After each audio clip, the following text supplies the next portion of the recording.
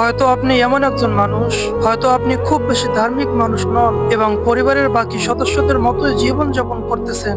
তারপর হঠাৎ একদিন হৃদয়ে এমন কিছু অনুভূতি হয়েছে, আপনি বলেছেন আমি এই পরামর্শটি গুরুত্বপূর্ণভাবে নিতে চাই। আমি জানি না এটি কিভাবে হয়েছে, হয়তো আল্লাহ পাক এটি একটি ইউটিউব ভিডিওর মাধ্যমে করেছেন, নয়তো একজন বন্ধুর মাধ্যমে করেছে, অথবা অন্য কোনোভাবে করেছে। আপনার জীবনকে পরিবর্তন করার সিদ্ধান্ত নিয়েছেন। যখন আপনি আপনার জীবনের আচরণগুলো পরিবর্তন করতে শুরু করবেন, প্রথম যে মানুষগুলো আপনার এই পরিবর্তনগুলো লক্ষ্য করবে তারা হচ্ছে আপনার নিজের পরিবার। তারাই একটি লক্ষ্য করবেন যে আপনি তার আগের মানুষটি নেই।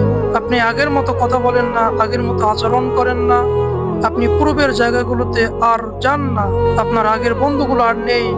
এবং এটি ঘটবে যখন আপনি ইসলামের দিকে ধাবিত হবেন। তখন আপনি বন্ধুদের হারাতে শুরু করবেন, কারণ আপনার পূর্বের বন্ধুরা অনেক খারাপ কাজ করে এবং আপনি তাদের সাথে এই খারাপ কাজে আর যেতে চান না।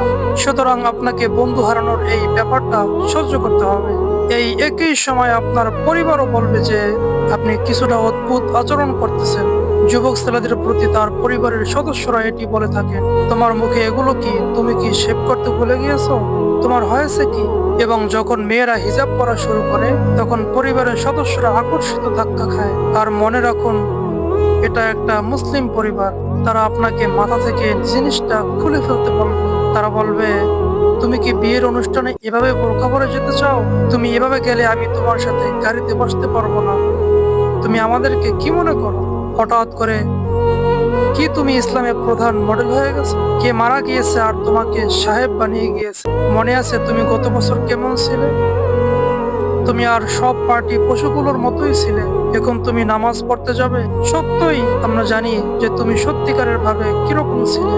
অন্য কথায়, আপনি শুধু আপনার বন্ধুদেরকে হারাবেন না, আপনি আপনার পরিবার থেকেও সবচেয়ে কুৎসিত ধরনের টিটকারি আর সমালোচনার শিকার হবেন প্রতিটি মুহূর্তে, সব সময়। যখনই তারা সুযোগ পাবে, তখনই তারা আপনাকে কিছু না কিছু বলবে। তারা আপনার দাড়ি সম্পর্কে কিছু বলবে, তারা আপনার নামাজ পড়ার অভ্যাস সম্পর্কে কিছু বলবে, আপনার সন্তানদের ইসলামিক স্কুলে ভর্তি করানোর ব্যাপারেও তারা কিছু বলবে। তারা আপনার ছেলে মেয়েদেরকে মক্তবে পাঠানোর ব্যাপারেও কিছু না কিছু বলবে। অথবা আপনি ফজর বা এশার নামাজের জন্য উঠবেন এবং মসজিদে যাবেন, তারা এই সম্পর্কেও কিছু বলবে। তারা আপনার জন্য কিছু কমেন্ট করবে। আর এই মন্তব্যগুলো যন্ত্রণাদায়ক, এগুলো অনেক যন্ত্রণাদায়ক। আর এই পরিবর্তনগুলো যদি যুবকদের মধ্যে হয়ে থাকে, তখন তাদের বাবা মায়েরা বলে, তুমি তোমার মুসলিম বন্ধুদের সাথে মেশা বন্ধ করে দাও, মসজিদে যেও না, তোমার সময় নষ্ট করো না। আল্লাহ, আমি এরকম গল্প জানি যখন বাবা তার ছেলের ব্যাপারটি ধরে ফেলেছে। তার ক্লাসগুলো 3 থেকে 4 ঘন্টা ব্যবধানে, ক্লাসের মধ্যবর্তী সময়ে সে জোহর নামাজ পড়তে যায় এবং সে লাইব্রেরিতে পড়ালেখা না করে মসজিদে লেখাপড়া করে, কারণ লাইব্রেরিতে দেখার মতো অনেক কিছু রয়েছে আর মসজিদে পরিবেশ ভালো। তখন বাবা বলেছে, তুমি একজন চরমপন্থীতে পরিণত হচ্ছ। খেয়াল করুন বাবার চোখে এখানে কোন ব্যাপারটি চরমপন্থা। ছেলেটি মসজিদে গিয়ে নামাজ পড়ছে, এটি তার জন্য চরমপন্থা। এটি বিভিন্ন দেশের হতে পারে। মুসলিম পরিবাররাই তারা সঠিক ইসলাম মানে না। যদি তার ছেলেমেয়েরা মানতে চায়, তাদেরকে বাধা দেয়, তাদেরকে চাপাইয়া দেয়, ঘর থেকে বের করে দেয়। তারা মুসলিম থেকে কিন্তু তাদের আচরণ কাজকর্ম অমুসলিমদের মতো।